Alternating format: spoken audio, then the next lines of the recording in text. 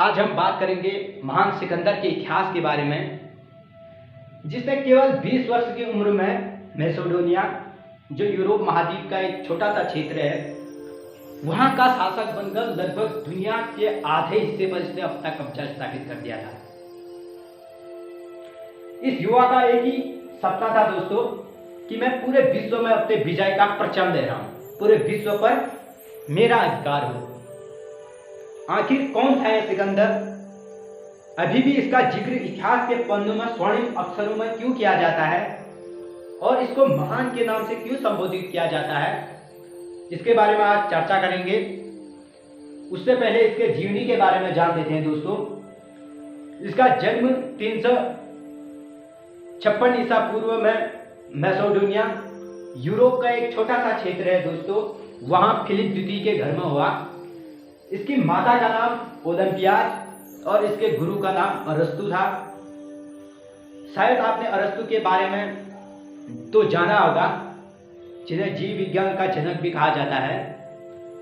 तो जिस युवा को इतने कुशल और महाज्ञानी गुरु मिल जाए, वो इस दुनिया में क्या नहीं कर सकता, यह पूछना बेहतर होगा।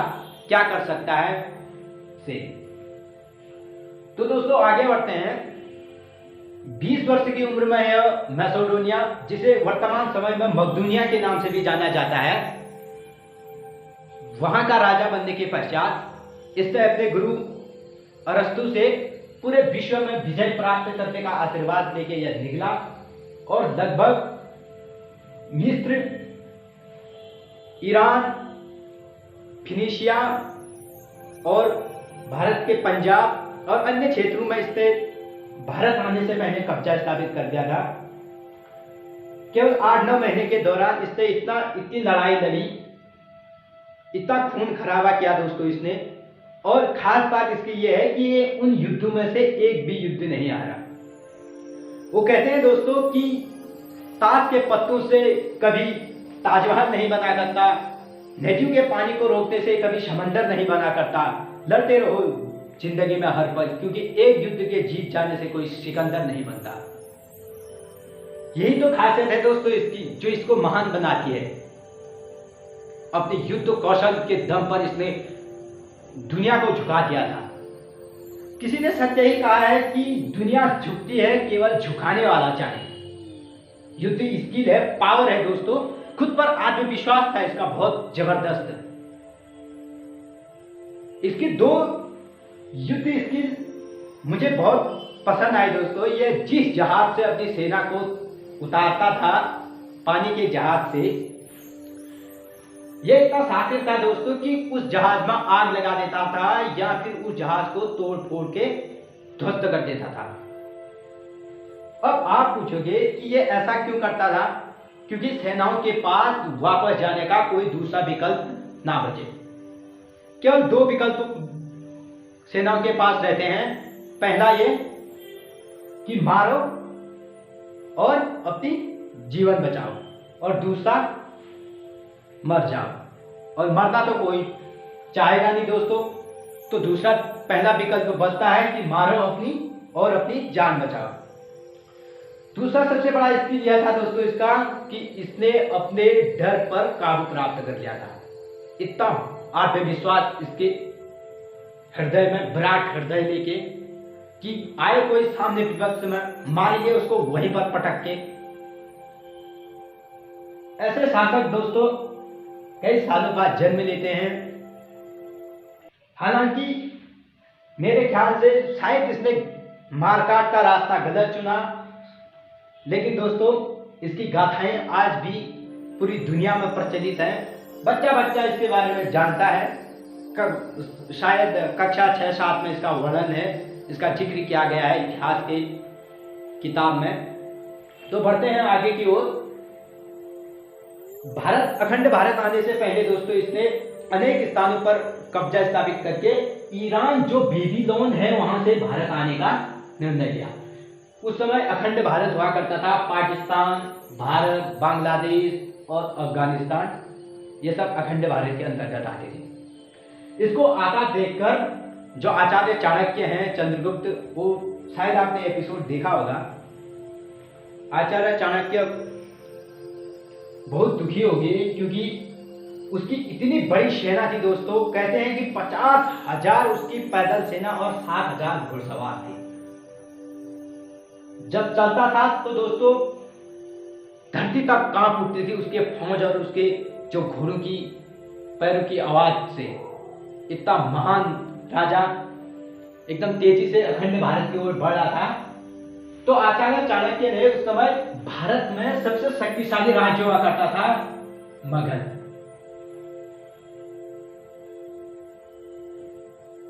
और राजा धनानंद, राजधानी मगध की पाटलिपुत्र। तो आचार्य चाणक्य मगध राजा धनानंद के पास पहुंचे और उन्हें कहा कि आप ये राजा अम्बी और राजा पोरस के साथ मिलकर सिकंदर की सेना का सामना करो। तो धनानंद एक अय्याश सा राजा हुआ करता था। उसने बीच सभा में आचार्य चाणक्य को लात मारकर सभा से बाहर फेंक दिया और उसने जो आचार्य चाणक्य थे उनके सुझाव को ठुकरा दिया। निराश आचार्य चाणक्य वापस लौटे और समय बीतते गया और अंततः सिकंदर, ये जो झेलम नदी है दोस्तों, इसके तट पर आ गया था।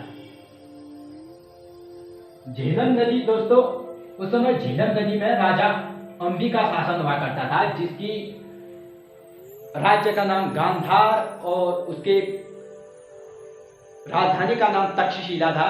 उसी तक्षशिला जो एक गुरुकुल था दोस्तों, तक्षशिला, वहीं के आचार्य थे आचार्य चाणक्य जी। तो राजा अम्बी एक डरपूक सा और एक अय्याश सा राजा हुआ करता था। तो उसने जो भारी भरकम और शक्तिशाली सिकंदर की सेना का सामना न करते हुए उसने सिकंदर के सामने आत्मसमर्पण कर दिया।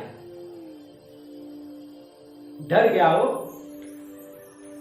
और आत्मसमर्पण के पश्चात उसने राजा जो सिकंदर था उसको ये वचन दिया कि मैं आपको झेलम नदी के उस पार, जो जहां पौरस का शासन था दोस्तों, राजा पौरस या पुरु के नाम से भी इनको जाना जाता है, इनका मुकाबला करने का आपका समझ दूंगा। यह दोस्तों इतिहास, वैसे तो इतिहास हमें बहुत सारी चीजें सिखाते हैं, उनमें से दो बातें प्रमुख हैं। पहला तो ये दोस्तों कि गरीब, असहाय और कमजोर का हमेशा शोषण होगा। ये न्यूटन का चौथा नियम है, होता आया है, हो रहा है और आगे को भी होगा। आपने देखा होगा अपने आसपास किस तरह गरीबों का शोषण होता है।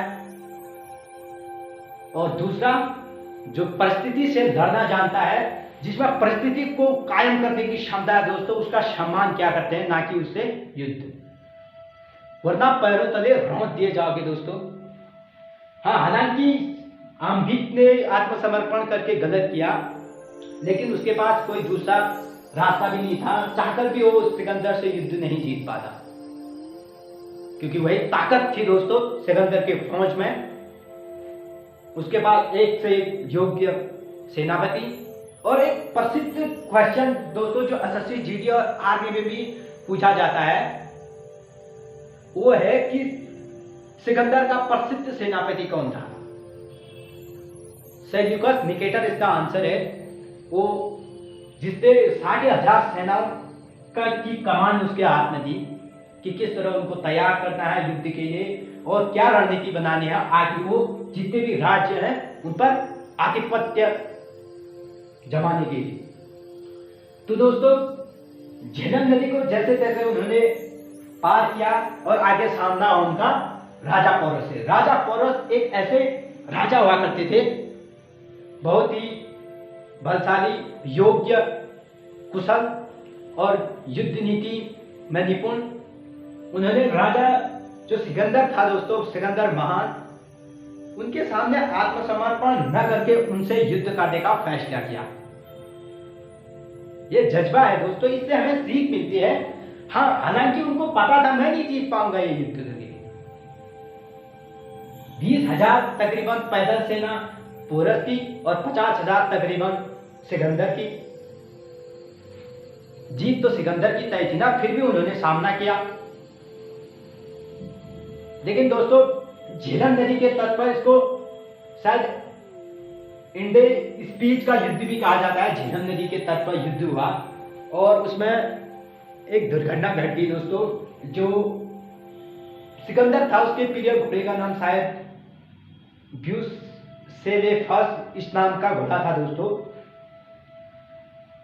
उसकी मौत हो गई,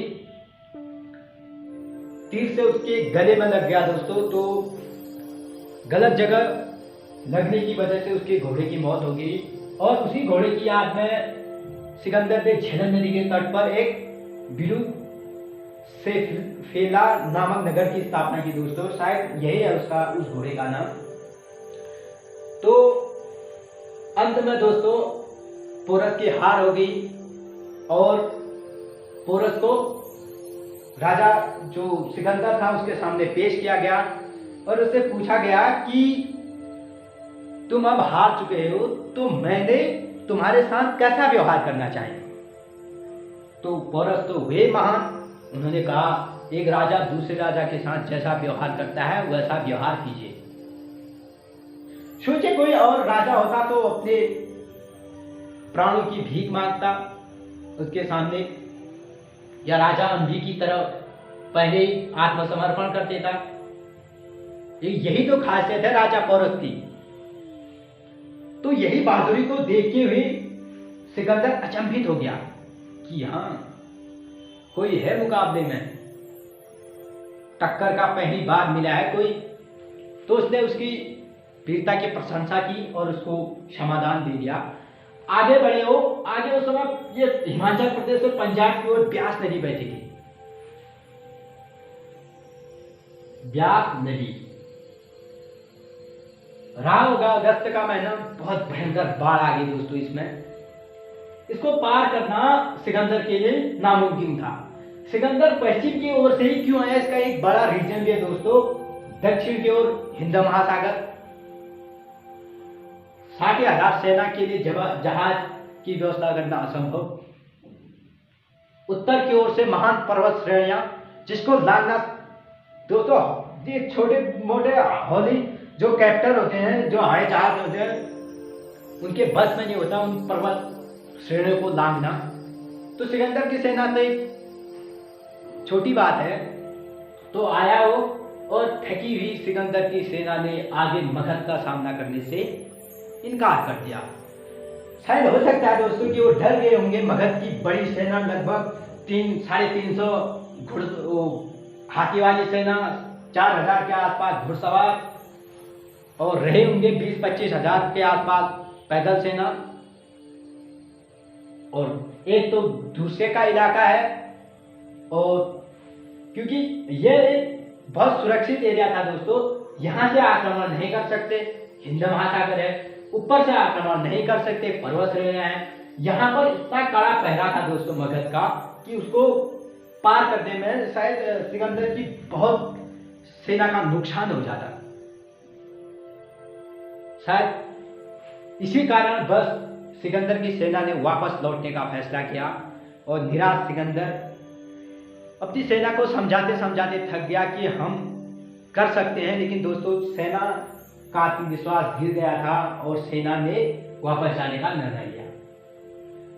सिकंदर मजबूर हो गया दोस्तों उनके सामने, भला वो अकेले क्या कर सकता था। उसने भी यही रास्ते से ईरान बेबीलोन की तरफ लौटने का फैसला किया और वो ईरान की तरफ लौट गया। हालांकि ऐसा भी कहते हैं दोस्तों कि आचार्य चाणक्य द्वारा 20 कन्याएं भेजी गई महान सिकंदर की सेनाओं के शिविर में। तो 20 कन्याओं ने शायद उनके सैनिकों को के खाने में जहर या कुछ इस टाइप का कुछ प्रबंध किया होगा, जिसके कारण उनकी सेनाओं की मौत होने लगी। वो इस अंधविश्वास में रह गए कि यह देवभूमि है, यहाँ पर हमारी मौत देवभूमि में मारकाट करने की वजह से हुई है, इसलिए हमें यहाँ ज्यादा नहीं ठहरना चाहिए। ये सोचा होगा उनकी सेनाओं ने शायद। तो वापस बेबीलोन में चले गए वो, जो वर्तमान ईरान का क्षेत्र है। तो वहां पर कहते हैं दोस्तों कि सिकंदर की जो शरीर में घाव थे उनमें इन्फेक्शन हो गया, और कहीं कहते हैं कि दोस्तों उसकी मलेरिया से मौत हो गई, और 326 ईसा पूर्व में उसकी बेबीलोन में मौत हो गई। दोस्तों क्या आपको पता है कि सिकंदर ने अपने मृत्यु से पहले अपने आदमी को क्या आदेश दिया? उसने यह कहा दोस्तों अपने आदमियों से कि जब मैं मरूं तो मेरे सामने विश्व का सबसे बड़ा डॉक्टर या वैद्य होना चाहिए, और दूसरा जब मेरी 100 गुजरेगी तो मेरे हाथ 100 से दोनों हाथ बाहर कर देना। इसका तात्पर्य यह है दोस्तों कि जिंदगी में सबसे बड़ा सत्य यही है कि जिसने जन्म लिया है उसकी मृत्यु सुनिश्चित है, चाहे आपके सामने विश्व का सबसे बड़ा डॉक्टर हो या वैद्य हो। और दूसरा कि 10 साल जो मार काट मचाई इसने, जो इसके मन में था कि पूरे विश्व पर कब्जा करता है, पूरी विश्व की दौलत अपने चरणों में रखनी है, वो कहाँ गई सब? इसके साथ थोड़ा जाएगी। तो उसने कहा कि कुछ नहीं होता जिंदगी में इतना सारा दौलत इकट्ठा करने से, अकेले आए हैं और अकेले जाएंगे। ये दुनिया को एक संदेश देना चाहता था कि दुनिया में जो तुम गलत काम करते हो संपत्ति प्राप्त करने के लिए, जो गलत रास्ते चुनते हो, कुछ फायदा नहीं, अंत में सब राख है। तो दोस्तों मिलते हैं इसी तरह की इंटरेस्टिंग वीडियो के साथ।